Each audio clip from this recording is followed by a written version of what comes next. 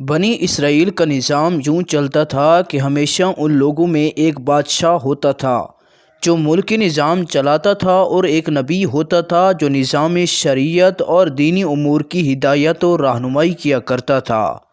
اور یوں دستور چلا آتا تھا کہ بادشاہی یہود ابن یعقوب علیہ السلام کے خاندان میں رہتی تھی۔ نبوت لادی بن یعقوب علیہ السلام کے خاندان کا درہ امتیاز تھا۔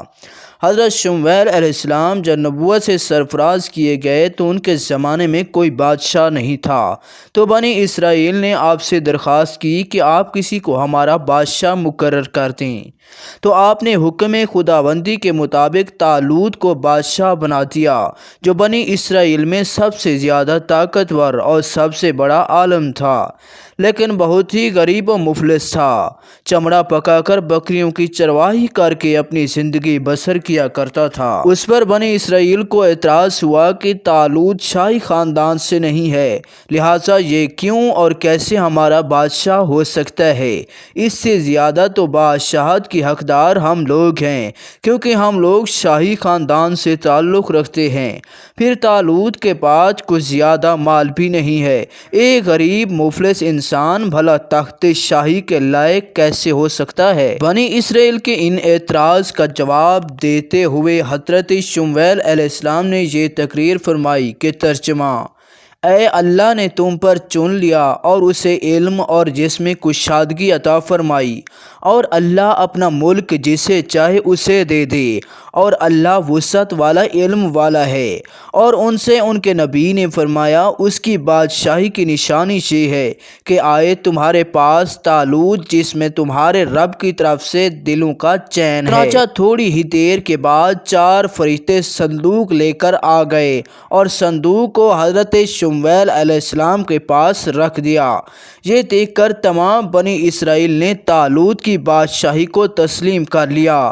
آپ نے بادشاہ بن کر نہ صرف انتظام ملکی سنبھالا، بلکہ بنی اسرائیل کی فوج بھرتی کر کے قوم عمالقہ کے کفار سے جہاد بھی فرمایا۔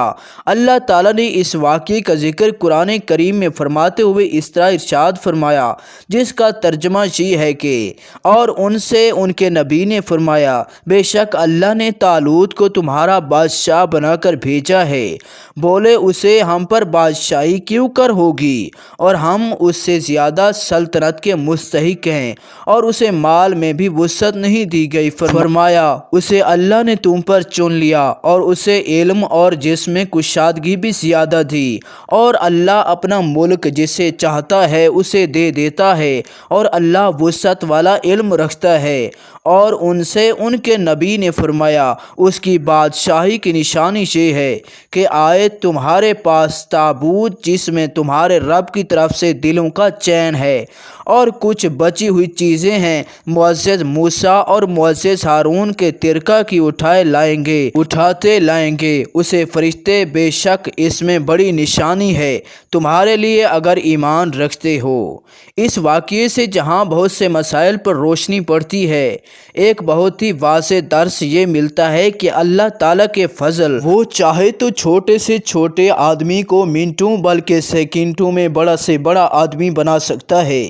دیکھ لو، حضرت طالوت ایک بہت ہی کم درجے کے آدمی تھے، اور اتنے مفلس سے چمڑے کو دبا دے کر اپنی روزی حاصل کیا کرتے تھے، یا بکریاں چرا کر اس کی اجرت سے گزر بسر کیا کرتے تھے، مگر لمحہ بھر میں اللہ تعالیٰ نے انہیں صاحب تخت و تاج بنا کر بادشاہ بنا دیا۔ اس واقعے سے اور قرآن مجید کی عبارت سے معلوم ہوا کہ جسمانی توانائی اور علم کی وسعت بادشاہی کے لیے مالداری سے زیادہ ضروری ہے، کیونکہ بغیر جسمانی طاقت اور علم کے نظام ملکی کو چلانا اور سلطنت کا انتظام کرنا تقریباً محال اور ناممکن ہے۔